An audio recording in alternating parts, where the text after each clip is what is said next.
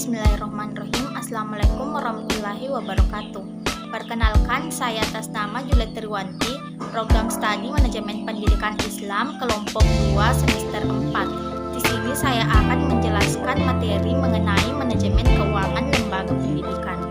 Materi yang pertama yaitu definisi manajemen keuangan lembaga pendidikan. Manajemen keuangan lembaga pendidikan adalah kegiatan yang meliputi perencanaan, pengelolaan, penyimpangan, hingga pengendalian dana pada lembaga pendidikan, yang mana pengelolaan keuangan itu harus dihandle dengan perencanaan yang matang agar tidak menimbulkan masalah atau problem di kemudian hari yang dapat merugikan lembaga pendidikan tersebut. Materi yang kedua yaitu tujuan dan fungsi manajemen keuangan. Tujuan yang pertama yaitu memperoleh dan mencari peluang sumber-sumber pendanaan bagi kegiatan sekolah. Yang kedua, agar bisa menggunakan dana secara efektif dan tidak melanggar aturan.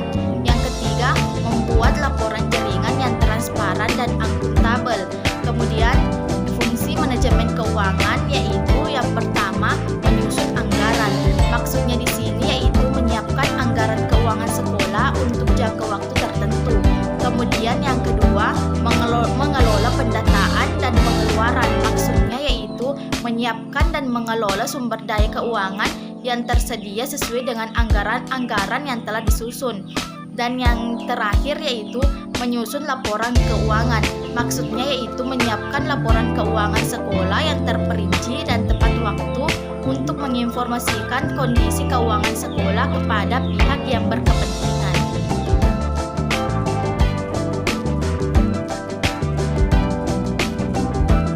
Selanjutnya, materi yang ketiga yaitu perkembangan manajemen keuangan.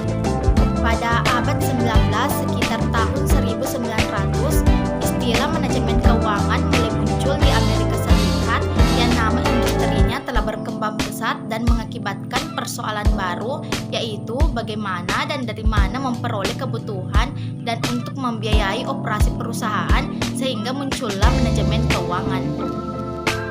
Selanjutnya, pada tahun 1929 sampai dengan 1933, pada waktu itu peranan manajemen keuangan memfokuskan analisisnya pada masalah-masalah kebangkrutan dan reorganisasi likuiditas perusahaan dan peraturan-peraturan tentang surat-surat berharga, dan dikeluarkan pesan modal yang menjadi prioritas pengelolaan keuangan.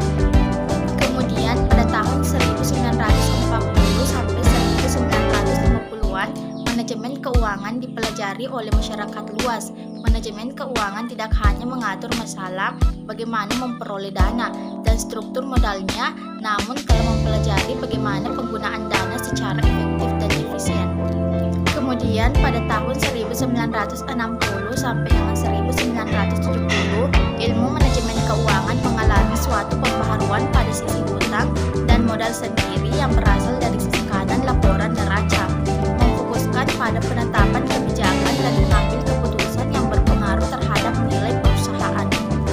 Kemudian pada tahun 1970-an sampai awal abad 21, manajemen keuangan berkembang dengan pesat dan menjadi suatu ilmu yang tidak dapat dilepas dari bagian suatu proses pengambilan keputusan oleh hampir semua perusahaan.